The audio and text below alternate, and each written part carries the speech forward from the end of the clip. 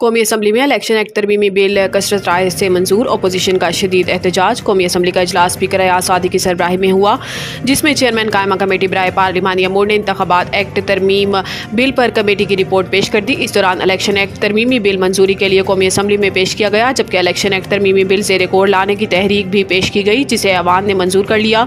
तहरीक बिलाल अजहर क्यानी ने पेश की, जिसकी अपोजिशन ने शदीद मुखालफत की। अपोजिशन अरकान ने अवान में एहतजाज और नारेबाजी की। स्पीकर डाइस का घेराव किया और एजेंडे की कॉपियां फाड़ दी। इस दौरान अली मोहम्मद खान ने तरमीमी बिल पर तरमीम पेश की, जिसकी वजीर कानून ने मुखालफत कर दी।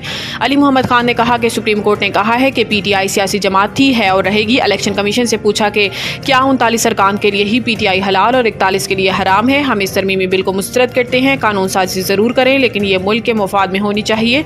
इस कानून की साजी के खिलाफ अदालत जाएंगे।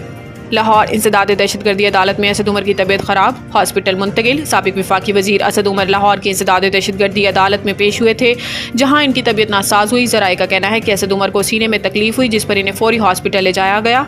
असद उमर के वकील ने बताया कि साबिक वजीर अदालत में ही थे कि इनके दिल में तकलीफ हुई, जिस पर इन्हें गोद में उठाकर गाड़ी में डाला गया। असद उमर को पंजाब इंस्टीट्यूट ऑफ कार्डियोलॉजी मुंतकिल किया गया, जबकि शाह महमूद कुरैशी के साहबजादे जैन कुरैशी भी हॉस्पिटल पहुंच गए। अस्पताल इंतजामिया का कहना है कि असद उमर की हालत अब खतरे से बाहर है।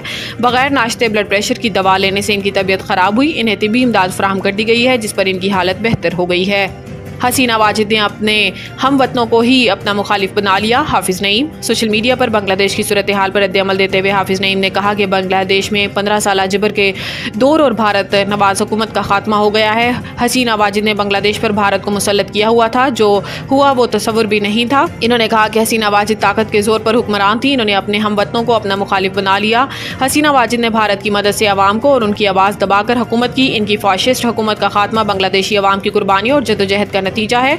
अमीर जमात इस्लामी का कहना था कि दुआ है कि बांग्लादेश की आवाम की जद्दोजहद मुल्क में इस्तेहकाम का सबब बने। बांग्लादेश में खुशहाली और हकीकी जमहूरियत की वापसी के लिए भी दुआ गो है।